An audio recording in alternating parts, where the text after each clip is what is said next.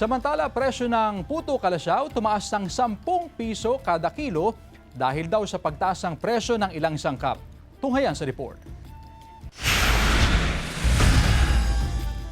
Mula sa 110 pesos kada kilo, pumalo na sa 120 pesos per kilo ang presyo ng plain puto at kutsinta sa Kalasyaw, Pangasinan. Tumaas din ng 10 piso ang kada kilo ng flavored puto. Mula sa 130 pesos ay 140 pesos na ang kada kilo. Marami pong bagay, sir, mga gamit sa puto tulad ng ipa, mga flavor, cheese, halos lahat po, sir, tumaas sana po. Higit pa raw sa 5 taon ay hindi nakapagtaas ng presyo ng puto ang asosasyon. Wala naman daw silang problema sa presyo ng bigas na pangunahing sangkap sa paggawa ng puto. Pero sumirit daw ang presyo ng ipa na ginagamit nilang panggatong sa pagluluto ng puto. Matumal daw ang kalakalan ng puto simula pa noong Agosto. Pero umaasa mga puto vendor na makababawi ngayong undas. Sana sa darating na undas, magdagsa ng mga tao para bumili ng puto.